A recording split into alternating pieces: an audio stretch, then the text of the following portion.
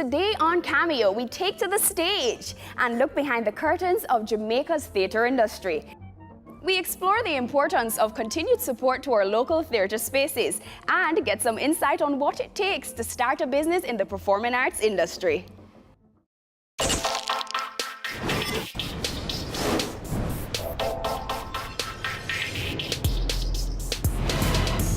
The chaos of creativity meets the stricture of structure on Business Access TV's Cameo. The Little Theatre movement and its keystone production, the National Pantomime, is Jamaica's longest-standing theatre company. Celebrating over 70 years, they have managed to withstand countless changes in the performing arts industry. So what's the relationship between the pantomime and Little Theatre? Well, originally the pantomime came first. It was the Fowlers who decided they wanted to have a little Christmas fun and do the pantomime, much like they used to do in England. So it started off with them putting on a play, this pantomime, and as it got more and more popular, they decided that it should become an institution. So they started raising funds to kind of make sure that they could do it each year. And so therefore, the pantomime kind of came first, and then the Little Theatre movement came out of that. And from the Little Theatre movement, you get the Little Theatre. So what impact did the building of Little Theatre at that time in 1961 have on the industry? Well, what it was is that even in the early days, you had the ward, you had a couple little theatres here and there, but it was always a difficulty in finding space that they could manage. And it was the Fowlers' dream to have a space of their own. So even though they were still committed to opening at the pantomime down at the ward each year, they wanted another space that persons could make access of. What are some key features of Little Theatre? Well, the Little Theatre is one of the few places that have what we term as a fly tower, which means that we're able to get the backdrops to go up into the ceiling, as opposed to most places where you either have to draw the curtain across, which is what they call a traverse. So like the front of a house can come down from the roof, and that means we have less clutter backstage because we can just literally fly it up into the ceiling. It's also one of the largest spaces. We have space backstage for persons to make use of. There is a green room area, there's a holding area. So like when the kids come in for like a school concert, there's a holding area where they can be kept until they come on stage. What happens here on a daily basis? There's like a high season and a low season. So like for instance, somewhere about September, that's what we term like our dance season. Almost all the dance groups come in. Come December, that's when we're in the rehearsal period for the pantomime, and then we open Boxing Day with the pantomime, and we run all the way until May.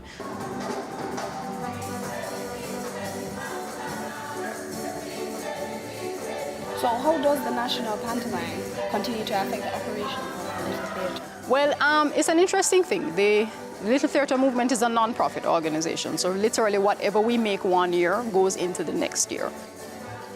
So we have two different structures. There's a management committee that looks about the overseeing of the theatre itself and the compound, and that committee has a kind of sub-management that deals with the pantomime and how that runs. And generally what will happen is the funds that come in from the pantomime will help to offset some of the costs of running the theatre. And then there are times when the rentals of the theatre will help to offset the cost of starting back up with the pantomime. So it's one hand washes the other, and that's how we're able to keep it going.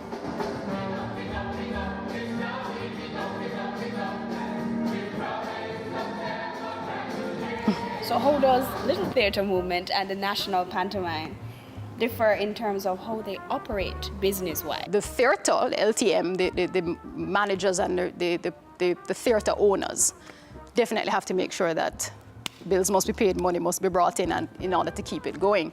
The LTM pantomime can be a little bit more flexible in the sense that because we are a charitable, well, not really charitable, we're a non-profit, so we're like a society. So we don't necessarily have to say that, okay, well, for us to make back the money, the tickets would have to be $2,000, because we'll say, okay, but that don't make no sense. When them coming in from country, them can't pay $2,000 and bus fare. So we are able to subsidize some of what we do because of how we approach what our mandate to the public is.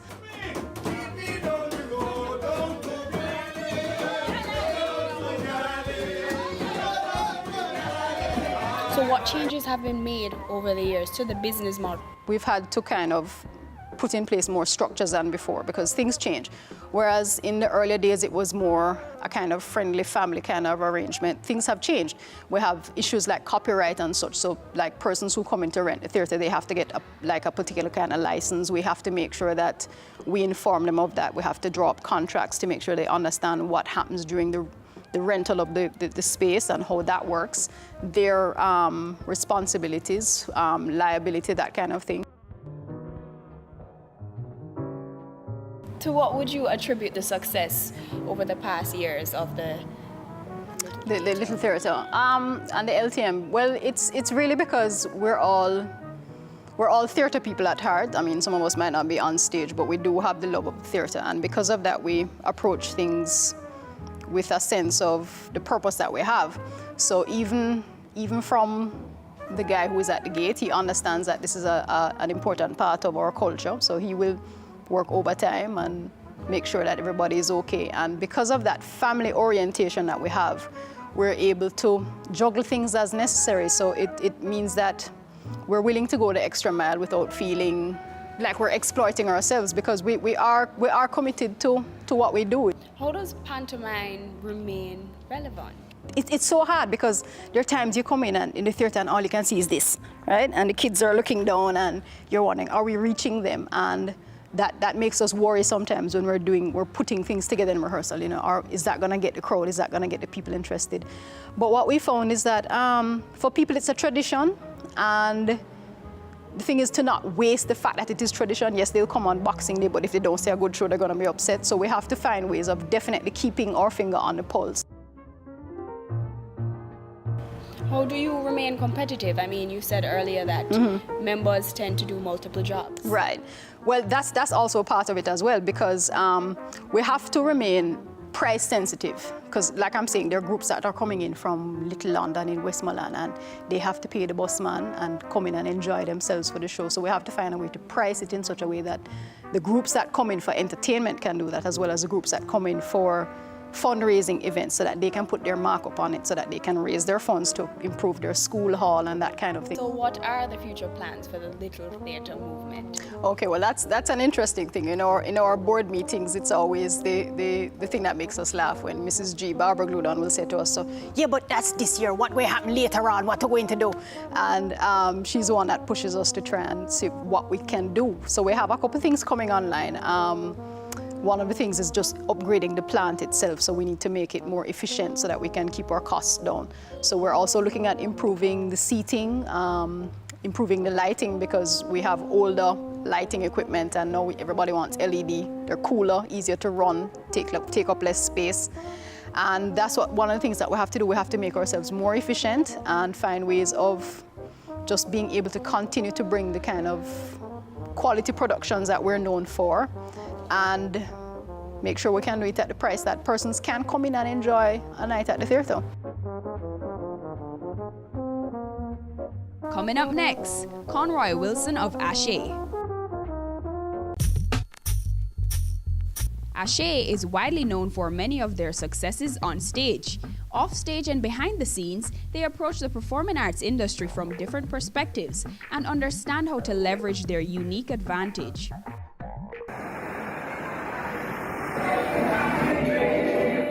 Ashe started out doing a lot of original stuff. Back in Little People, we were doing musicals from Broadway. We were redoing musicals from Broadway. When we started Ashe, we started doing original stuff. It's the genesis of one of the productions that probably made Ashe very popular, which is called Vibes in a World of Sexuality. And so we were using the performing arts, which we were good at, to educate on social issues, to teach other young people about sex, about communication with parents, about the HIV and other STIs that were there. And so we started doing that, and that was successful. Got support from the ministries of education and health and from USAID, and so we took it all around Jamaica, and thereby birthed the fame of Ashe going into the schools and stuff. And it was written up in the book of life that a man shall endure forevermore. Your company has different divisions. Tell me about that. Ashe has the ensemble, which is the performing arm of the company. Those are the professionally trained singers, actors, dancers. And then we have a school for training, which is the academy. And that's where people who want to join Ashe, they come in and they join the academy. They get training in all the art forms and in edutainment and musical theater. And then Ashe has what we call the Edutainment Institute. Under the Edutainment Institute, Ashe has developed a niche in that area where we use the performing arts to educate on social issues. And so under that umbrella, we create edutainment products, we create edutainment performances, we create workshops, interventions, and we use those in our transformational work. Ashe has a core group of members who are performers at core, but they're also trained what we call edutainment intervention specialists. So we do a lot of projects using the performing arts in our edutainment realm to support various ministries, especially the Ministry of Health, in reaching some populations and young people that they can't reach or they don't have the kind of capacity to reach. Ashe's role is key because Ashe is one of the few organizations that provide some kind of employment for young artists who sing, act and dance in that kind of way, and Ashe combines all the art forms. So based on what we do, we also engage musicians, we engage people who learn technical theater in terms of lights and sound. And so the creative industry, the whole gamut of the creative industry has to be included because Ashe has a training arm, Ashe has a performance arm, Ashe has a theater, Ashe uses the performing arts to educate on social issues, so you get a little bit into education, a little bit into health. So you can find that this kind of wholesome approach benefits the creative industry in a huge way because it gives an avenue for people, for young people to do something that comes natural for them and that they can develop in and make a living and contribute to our society. Hold him, Joe, and let him go. Hold him, Joe, and let him go. The donkey won't watch out. Hold him, Joe. A couple of years ago when we had the recession happening and people were pulling back in terms of what they were spending, we decided to look at what was our strategic advantage, our competitive edge, and we decided that edutainment was our niche. And so we started to focus more on our edutainment and our entertainment because when we looked around and see if people are going to cut back from a function, the first thing that they look at cutting is the entertainment because the function can go on without that. And so out of focusing on our niche, which was edutainment, which would make Ashe stand out in the market against all the others, we were able to try and source partnerships for organizations that were looking to try and reach various communities that they weren't reaching, and the performing arts provides a means to do that. And so because our members were already trained intervention specialists and could use the performing arts to teach on social issues, we solicited contracts to be able to provide that support for communities, and that is what kept us going during those lean years, and that has also continued to keep us going. Following in the footsteps of the Little Theatre movement and securing their own home, Ashe has begun a rebranding process to stay relevant in the market. 3 years ago, we had a strategic plan which was to own our own space. That was one of our strategic plans.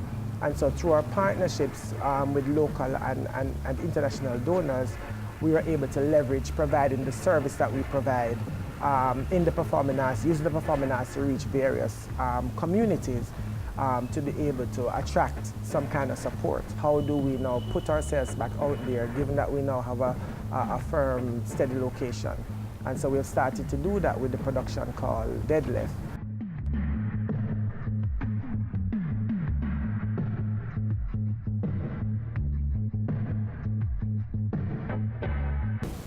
We've always said from day one that Ashe wants to be a household name. Yeah? So if you're talking about where we're headed, household name, and I'm not talking a household name in Jamaica. I'm talking a household name regionally, I'm talking a household name internationally. The intention and one of the places we want to go is to be able to set up our center as a multicultural facility. So we have our performance studios, we have our theater, we have our cafe, we're setting up our recording studios so that any young person, anybody in the creative industry can find something here that appeals to them. We also looking to set up our edutainment institute, and that is where people who are now interested in the performing arts but also want to use it for social good and want to be able to learn and practice and teach and share and create products can also come to that institute and benefit from it and share in it. In addition to all of that, we are interested in segmenting the three arms of Ashe. So our performing arm or ensemble arm will be on tour, doing what they have to do, while Ashe in Jamaica will still have to go on and do what it has to do because of our demand. And then to set up a school for the performing arts, where we use the performing arts to teach even some of the traditional subjects. So those people in schools who are not inclined to just learn maths by the writing on the board, they can come and learn maths through singing and dancing and acting and be able to still sit their C-Sec subjects and be successful at it because you're using another approach to teach them. So that's where Ashe is headed in terms of looking at the whole accreditation and looking at the gamut of the performing arts and theatre arts and seeing how we can capitalize on that. Ashe's ability to adapt and strategize has poised them for many future successes. They offer this advice for hopeful performance entrepreneurs.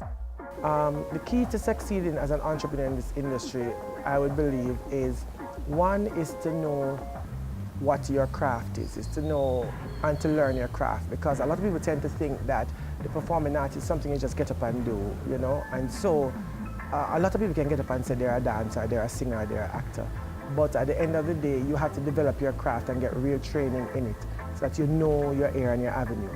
Now after you've done that, you have to see where can that craft be best utilized? How can it be best utilized as a solo act, as a part of a group, in terms of teaching, in terms of creating various products, because the creative industry is not just limited to people who are on the stage.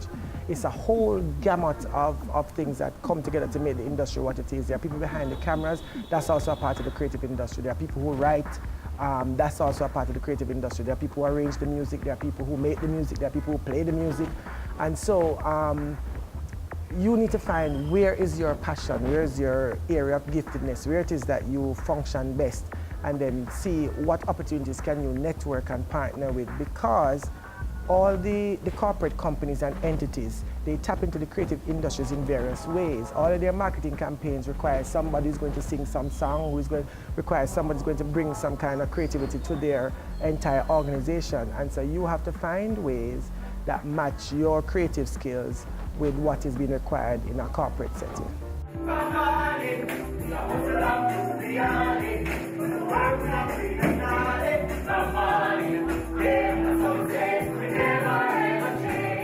Up next, Dahlia Harris, DMH Production. Dahlia Harris is a well-known face on stage and on screen. Behind the curtains, she has combined her love for performance with an entrepreneurial spirit. She speaks with us about the early stages of setting up her business. DMH Productions is my initials, Dahlia Marie Harris, because I think it's an extension of me. I try to have the company do as many diverse things as possible, which is what I mean by an extension of me, because I want to be able to write plays, act in plays. I want to do different types of plays. I want the company to be able to offer opportunities for young talent to become exposed. That's a critical part of our mission. And I also do television production. Maybe any entrepreneur that's starting up a new company has had the same challenges in terms of a name search. That wasn't the initial name that I wanted for the company. I wanted Theatre Jamaica. When we did a search that was already being used by somebody else, it was being able to access the things that I didn't know. There was no one place that I could go to that could guide me in setting up the company. That was my biggest hurdle. And so, as I said, I had to get somebody, I had to pay a lawyer to walk me through the process. It's difficult not having a physical space that you call an office. I operate from home. So a lot of times when people ask, so where are you based? What do you do? And you're not able to say, I have an office, or they don't take you seriously. But I'll tell them that in the 21st century, everything now is virtual and people work, their offices are online. So I think it's us catching up in Jamaica to the rest of the way the world does business and sees business. That's been a challenge. Some of the business lessons that I would have learned is you have to have a solid business plan. It is not enough to just have an idea or even a great idea and say, I'm going to start a business. There has to be some kind of strategy that will tell you how are you going to maintain this brand and how am I going to profit from this brand. And that's one of the lessons that I learned, that because I like theater and I like to perform, just saying I'm going to start a business was not enough. So that was one of the critical things. I think one of the second lessons that I would have taken from it is to try to get as much advice as possible from people who are not in the creative sector, but people that are in other types of business, because the best practices work for everything, and find out from them what are some of the approaches that they've made. Have a great relationship with your financial institution, because sometimes they're able to guide you on what decisions are poor, what decisions are the best decisions to make. Sometimes they will spot things that you may not be able to pick up in the way you're spending or earning money. So for me, those are some of the critical things. My vision, and this is what I've been trying to get them to do, is to form kind of a cooperative, because it's a small business model. I can put on plays for a week or 2 weeks. I will acquire props, I'll acquire costumes that I may never use again for a year. Somebody else may need to use them. And so if we come together as small businesses in theatre and try to share our products and our services, it'll be much easier for us to put on more productions over time. So that's the first thing. The second thing is there has to be more support in terms of investment. I think when we talk about the business of theatre and even the creative arts, people think because we're creative people, we're passionate about it, but we really don't understand. We totally understand the profitability of theatre. Broadway has made significant impact on the income and the economy of New York. The West End has done exactly the same in London, and I could go right across Europe. It's a model that works. I'm not sure why we are yet to understand that in Jamaica, particularly where tourism is such a main thing for us, that if we invest in and develop a strong theatre industry, it's a no-brainer that it will bring money into this economy. Just if I want them see you, them see me already. All right, come Miss Joanna. Lou, I don't want to hear it. I leave too many times. And the last time they tell me, say, I'm come back, them not going to help me. I'm tell you somebody else care. So chat, Miss Joanna. So chat, Miss Joanna. If I want them to see them now, I'm going to make you go back. Theatre in Jamaica is not profitable at the moment because we don't have the kind of support like the Broadway and the West End models. For example, the Broadway and West End models have huge development programs and funding programs that come through their respective governments because they understand what they bring to the economy. And part of that is about ensuring that there are proper spaces, ensuring that they facilitate movements of people to New York and to London. And that's the kind of investment that we need. It's ensuring that in the marketing of the brand, that's tied into brand Jamaica. And so there are a number of things that we would have to be met, not even half, quarter of the way, in order for us to be as profitable as those. But it is possible, it works on paper, and practically it will work. Centralization of the service works, and it works in the creative industries overall. But again, the Broadway model and the London model, they're centralized. You can run from one theatre house to the next, but not just in terms of the location physically, but the way they market the place. If you go online, you can find what's happening on the West End for whatever play at whatever time, and you can book a ticket. So the theatre brand is what is being pushed and not individual shows. And that's what we need to get to in Jamaica. What is the theatre brand in Jamaica? So people will just want to go to a play, first of all, and then make a decision on what play is it that I want to see. And if they're centralized in terms of locations, then if I'm walking into this theatre tonight, then I'll see the marquee of another one and say, oh, that's showing over there. Or I can buy 2 tickets and go to one early and one late. So, so it goes back to, as I've been saying, venues, critical to how the business will profit. That's it for Cameo this week. We featured Anya Gludon, Conroy Wilson, and Delia Harris. Until next time,